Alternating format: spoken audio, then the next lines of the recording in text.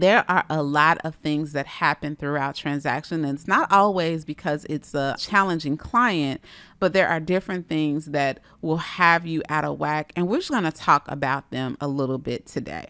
Hey friends, I'm Rosemary Lewis, your homegirl, and I'm so excited that you are here.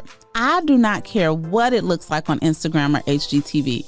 This whole being a realtor thing is not for the faint at heart. In 2017, I quit my job as a teacher to follow my real estate dreams and quickly found myself overwhelmed and struggling.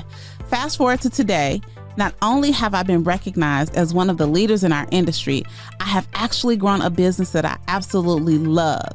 I don't care if you're a brand new agent trying to figure out how to get started or a veteran feeling overwhelmed and just stuck. I was just like you, and I totally get it. Many times I wish there was someone that I could just talk to about all the challenges I was facing. And that is why I created this space just for you. Like best friends do, I'm giving you all the tea related to navigating and thriving in these real estate streets. If I can do it, guess what? That's proof that you can too. Everything's better with friends, so let's succeed together. Welcome to the Real Estate Bestie Podcast. Okay, bestie, I got a story to tell you on today. So, full disclosure. Well, first of all, welcome to episode number 160. I am so excited that you are here. And I am just happy that I have calmed down enough where I can tell you this story. So let me back up real quick and tell you that oftentimes based on, my DMs, based on when I talk to my coaching students in Accelerated Coaching, our Facebook group, we come up with and we ask different real estate agents, different real estate besties, like, hey, what do y'all want us to talk about on the podcast? So I have a list of topics, right? And also for you, if you ever have something that you are not sure that we've covered or you want us to cover a little bit deeper, you can always email us at support@Rosemary Lewis. Or, you can literally be on the podcast, ask your question if you go to rosemarylewis.com/ask. And one thing that came up, this whole notion of managing your emotions as a real estate agent, because this is definitely a topic that I don't think is discussed quite enough. And I'm yeah, I'm down with that. Yes, I can talk about that. So a couple weeks ago, I was all settled to just really, come from a place of authenticity and talk about all these different ways where you can manage your emotions. And then somebody tested my real estate bestie gangster. Y'all, I was so hot, but I had to calm down. You know how you can't really talk about it too much in the moment, but we are here. We are about to get into it. And it honestly fits in perfectly with our topic for today, which is the emotional roller coaster of real estate. But let me set it up for you because I'm going to tell you how I got hot and just, kind of what I went through. So I received a text message a couple of weeks ago now, probably a month ago at this point. And it was from one of my very good clients. So I have been, doing real estate in the far North Dallas area for 7 years now. I got to add it up, but I feel like it's 7 years. And I will honestly tell y'all, I have been so blessed. We have sold hundreds and hundreds and hundreds of homes. And I cannot think of many clients that I've been able to serve personally, especially since about 2019 when I went out as a solo agent after I left my team and started attracting clients in the way that I attract them. For the most part, my clients become family and they're stuck with me. I let them know I'm your forever real estate bestie. I'm your homegirl for life.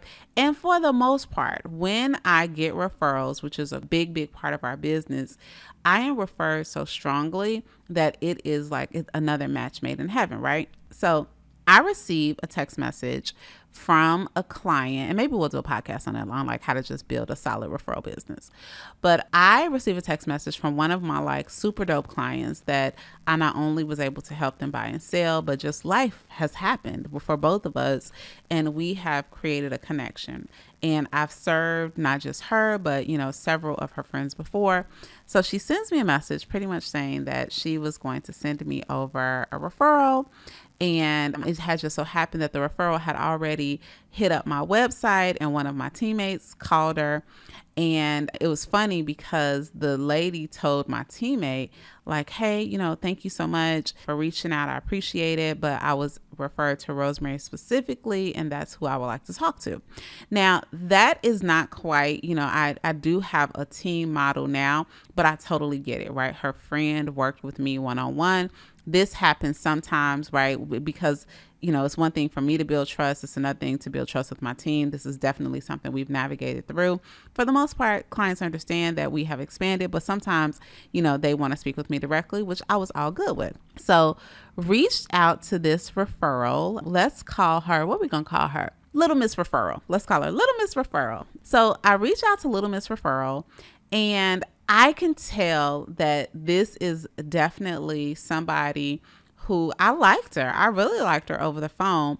And even though I liked her and we had a great conversation, because of the way that she asked me questions and what she told me about her experience about being a homeowner previously, and even though she had moved away from the area for a long time and had not bought in this area in a long time, she still considered herself an expert.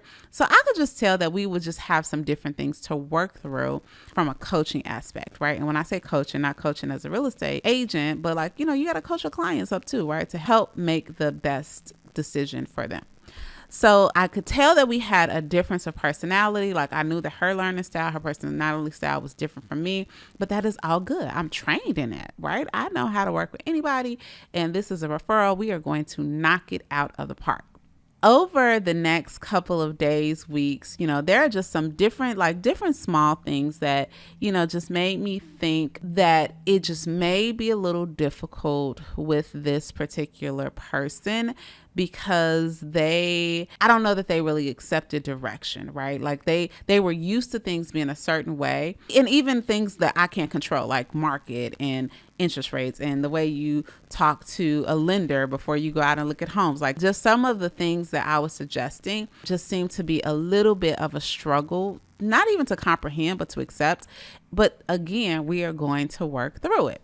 So in one of our conversations, because she was out of town, I was out of town, we kind of had a little bit of back and forth.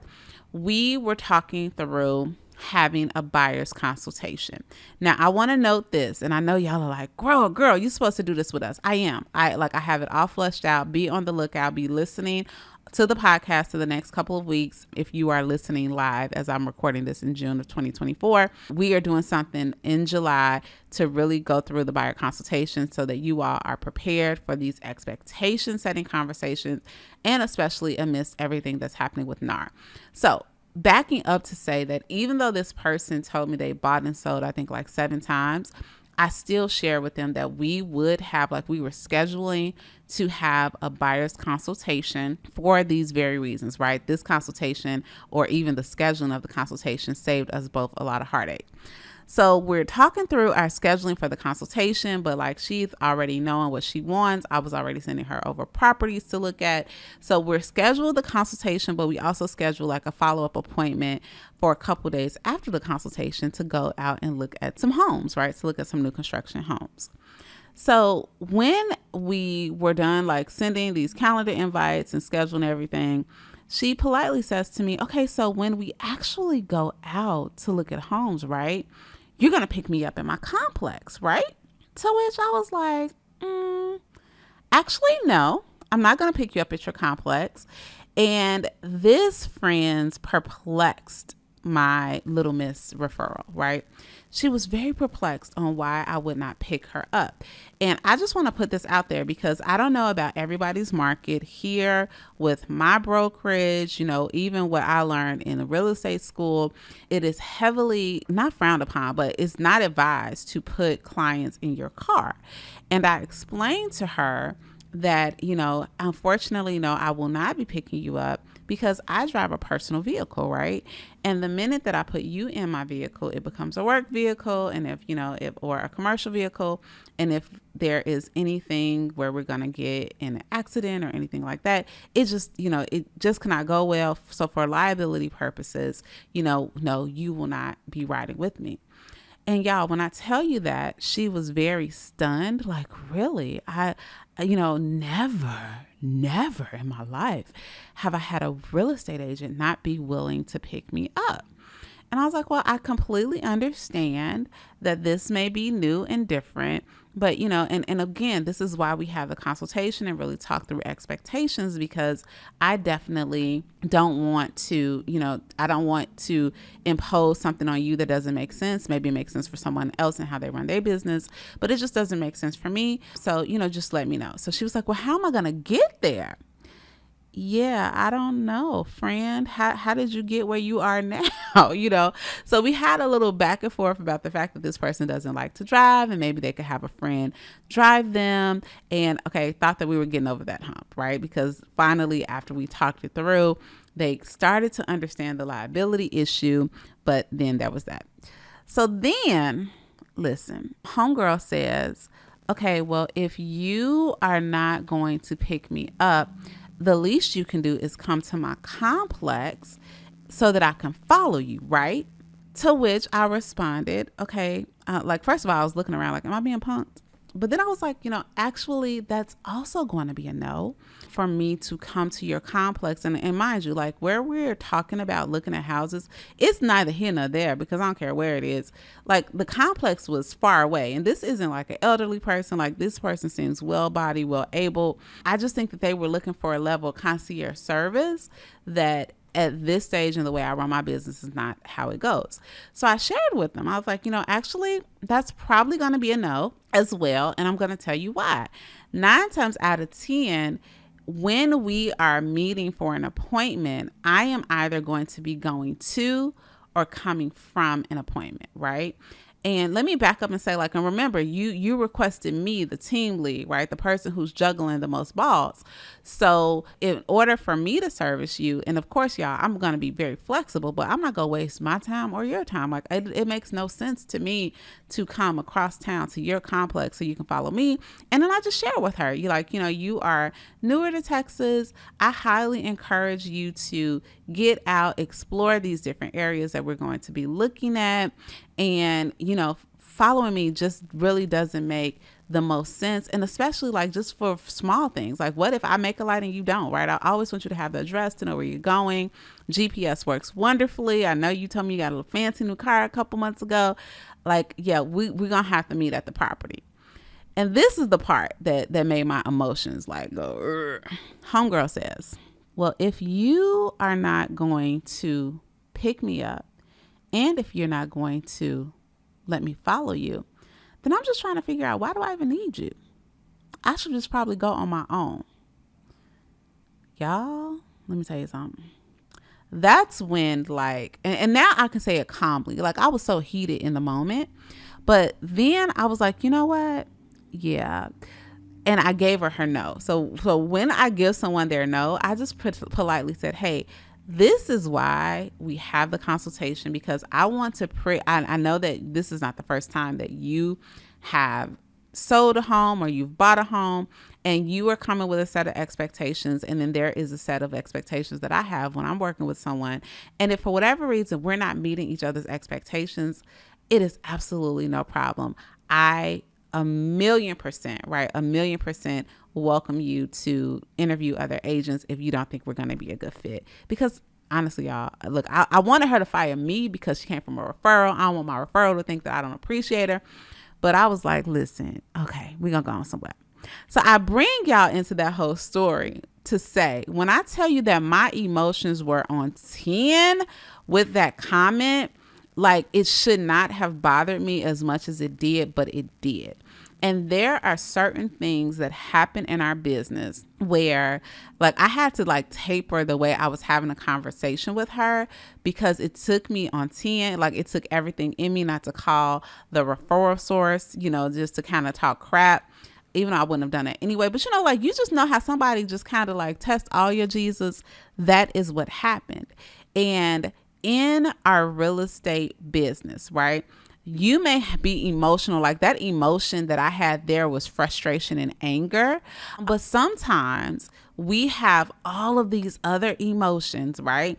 And everybody, it seems like everybody is on the Instagram walking slow and Louboutins or closing these deals or doing all these things. And nobody but us are experiencing these up and down emotions that come along with being a real estate agent. And whether it be a client, like I'm really honestly grateful for that interaction, and I'm so grateful for it on the front end, because the reality is that this would have been a emotional roller coaster for me, from start to finish, especially God forbid if we were to build a house together, because we weren't on the same page. But the reality is that there are a lot of things that happen throughout transaction, and it's not always because it's a challenging client, but there are different things that will have you out of whack, and we're just going to talk about them a little bit today. Okay, so let's go back. If you haven't listened to episode 158, go back and listen to it, because I talked about the 8 D's of real estate. And the 8 D's of real estate are, no matter what is happening in the world in interest rates, there are always going to be a few reasons where people are always going to need to buy and sell real estate. Go back and listen to that episode. But in the episode, we talk through that every reason is not a happy reason, right? Sometimes they are facing divorce. Sometimes your clients have just experienced a death, or a death is impending. Sometimes they are in debt, right? Or it's a relocation that they are not happy about. And the challenge that we have is, how do we manage our own emotions about the situation while still supporting others? Okay. I'm thinking through, y'all, divorce is a huge one. I don't know about you, but definitely since COVID, I have experienced so many divorces, and it really has broken my heart, right? Because at the end of the day, yeah, I love selling real estate. I love being able to buy and sell. The closings are really, really fun. But man, it breaks my heart when it's a family that I helped get into a home, and just a few years later, they're selling it because their family is transitioning. And what can make it even more challenging is that even with the more amicable divorces, there are lots of tensions, lots of emotions running rampant.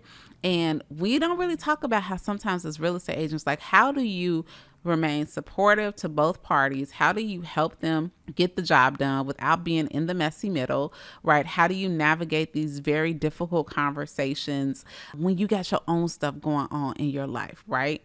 And one thing that I just think about with divorce in particular is, this is why we often have to bring, and not even just divorce, honestly, with anything, especially when your clients are feeling the emotional weight of these transactions. And a lot of times our clients are feeling the emotional weight, and we are the bearer of that weight for them, is bringing them back to their motivation or their goal. And motivation, like when we learn things like L and Papa and LP Mama, motivation, like even the word motivation seems like it has a happy connotation.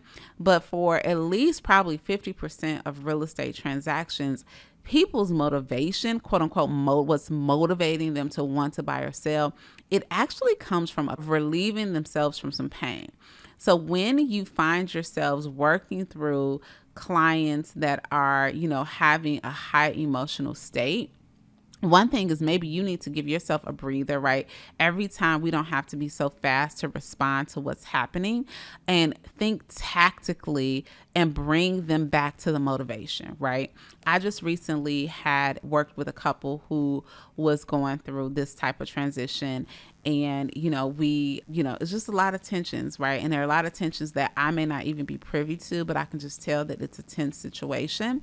And, we had a repair amendment come up where in the state of Texas, some of y'all call it your due diligence period. We have our inspection period, which a lot of people do during the option. And our buyers came and they asked for some very, very basic repairs. And the way that my sellers responded to these repair requests was 1,000,000% because of their frustrations, right? It was actually like the frustrations felt like it was being taken out towards the buyer and what the buyer was requesting.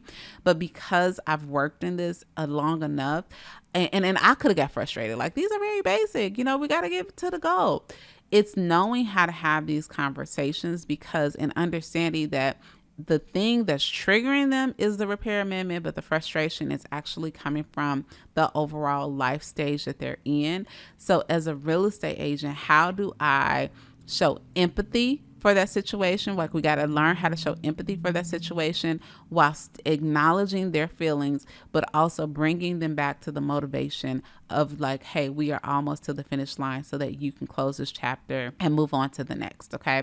So that's one, like managing your emotions. Like, when your clients are emotional, how do you have to have a way to be empathetic to them while still helping them to move forward. So here is another one that I want to talk about that we don't talk about too often, are the emotions that can be related to working with other agents. Okay. So I actually had a conversation with a real estate bestie a couple weeks ago, and I know she's gonna listen to this episode because she is the real homie. I ain't gonna call your name, but I do appreciate you listening, and just, she always sends me messages just saying how much the podcast is helping her. But she was talking through a scenario with me where she was concerned, right? Just the way that she was needing to negotiate. She was concerned that the agent for the other side was going to feel some type of way about her, right? Because they knew each other previously. And it's not that she was going to do anything. There is a way to have a professional courtesy, even if y'all don't agree. And it's not even that they weren't agreeing on something, but it weighed on her. Like, she was almost hesitant in some of the advice, the way that she would counsel her client, because of how this other agent would perceive it. And this is when we have to remember that we have a fiduciary responsibility to always act within the best interest of our client. And it always even drives me nuts. Like, I have had agents, I'm thinking of one agent that I was in the middle of a repair amendment before with. And when I asked for the repair, she flipped the gasket, like, oh my God, I can't believe it. And I'm like, girl, wait, I'm sorry. Is this your house? Right? Because the way that you popping all the way off, I'm just trying to figure out, did you fail to disclose that this was your house, right? If this may not matter to you, but it matters to my clients, and all I'm asking you to do is to communicate this to your clients, right? But automatically she got so emotional about what was happening in the deal that it affected her ability to remain professional with me, right? Which quite honestly has, just affected some other things. So I just want to encourage you with your agent to agent interactions, right? Sometimes we do have to have difficult conversations. Sometimes we have to make difficult decisions. I've even had scenarios where an agent has messed up, and I was able to use their mess up because contractually they were in breach of contract, and I was able to, use what they did or didn't do. It wasn't because I was being mean, but it's because, when you understand the contract and follow the confines of the contract, you can make decisions, okay? And you can make moves based on that. And it's not because you're trying to, get one over on the agent, but it literally is within the best interest of your client. So I'm just going to encourage you, sometimes even with these agent to agent interactions, just literally take a deep breath. Maybe you can't respond right away. I always tell people, every now and again, I get a feisty one, and I'm quick to tell an agent, what I'm not about to do is argue with you about somebody else's house, right? Now I'm going to definitely deliver the information, right? We're going to have I can fully check you. I can fully cuss you out. And my voice will never, I won't ever say a curse word. My voice won't ever rise. You won't even know that I read you, but I read you, right? So there is definitely a way to communicate appropriately without getting all excited. And then on the flip side, we're not actually here to make friends with the other agents, right? We're always here to work for what's going to be best for our clients. So just managing your emotions like this, okay? So then here's another one, though, that we're going to talk about. What about managing your own emotions when this is a business of service. And it's so cute to me when people are like, oh yeah, I want to be a real estate agent because I like showing houses, and I want to pay off all my debt. Okay, that's cute. And you can do that, right? You're going to show some really dope houses. And this is going definitely a limitless profession in terms of income. But the part that we don't talk about, baby, is how hard it is to be an entrepreneur and the emotional roller coaster that can be when you're trying to manage your schedule, when you're trying to manage your household, when you're managing expectations, how it can really, really weigh heavily on you to the breaking point. And this is why a lot of people reach burnout. One thing that I have found that has helped me just manage my personal emotions is to apply leverage as much as possible. You can go all the way back to episode 23, rosemarylewis.com/23. I give you a couple ways to apply leverage in your business and in your personal life, which is pretty much like, what can you take off of your plate so that it does not absorb more mental capacity than you need, right? There are definitely things that I think that we are doing, like if you don't have a transaction coordinator, if you don't have a listing coordinator, all of these things, yes, are investments, but trust me, they are investments in your business that will help you make space for the things that you have to focus on. Because when we're trying to juggle every single ball, then it's quite natural that some of them are going to fall. And I have found that the more that, I'm always not off-putting my stuff on people, but what are the things that I don't have to do that I can leverage out? And it helps me to not be as frazzled. Okay. And then here is the last thing as we are rounding this corner talking about emotions. Even when it came back to Little Miss Referral, right? I just really had to pray like, okay, God, you know what?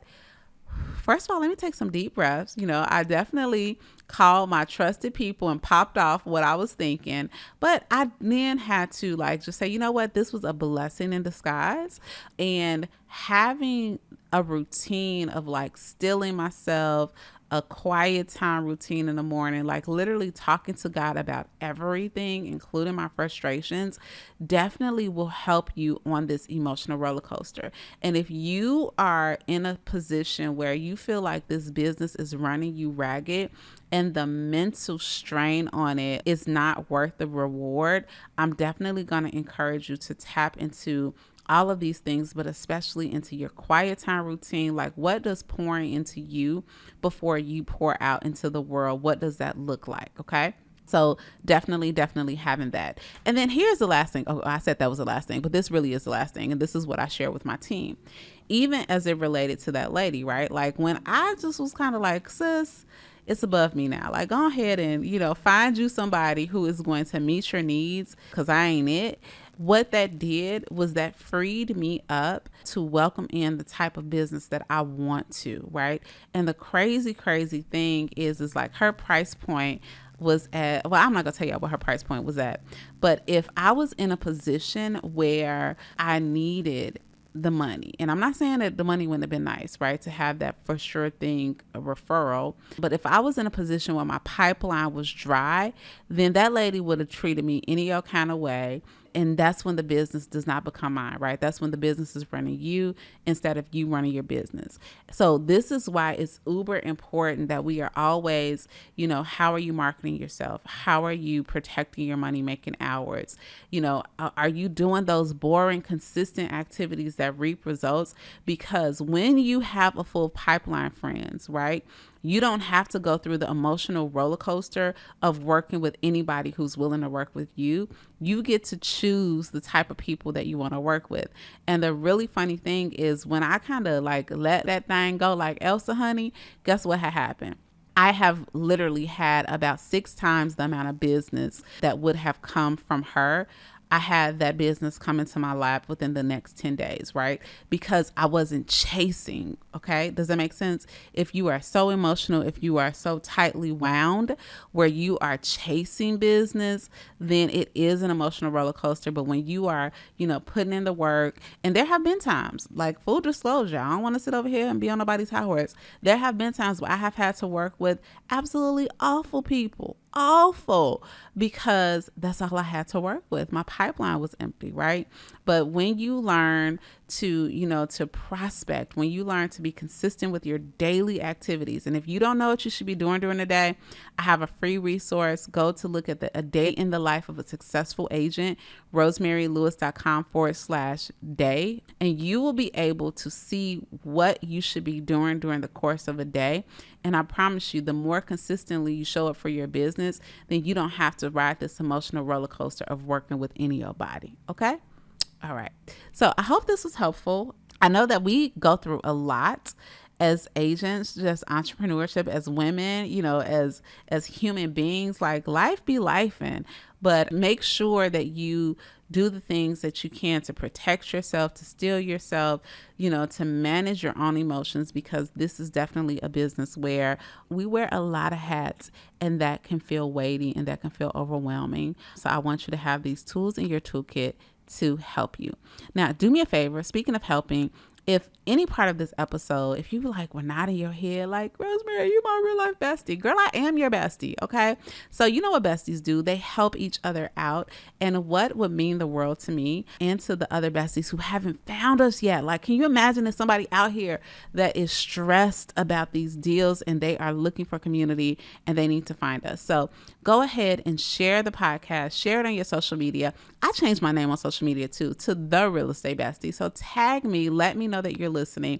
And if you could just take a quick second to give a review wherever you're listening, on YouTube, if you're listening to the podcast on the podcast platform, like literally you writing one sentence, not only does it bless my little old heart, right, and just encourage me to keep this thing going, but it helps the algorithm show other besties who need us, who need community, know that we are here. Okay? I will talk to you soon. And hey, stay even, bestie. Don't let these people put you on that emotional roller coaster. Go ahead and get off. Bye now. Love you.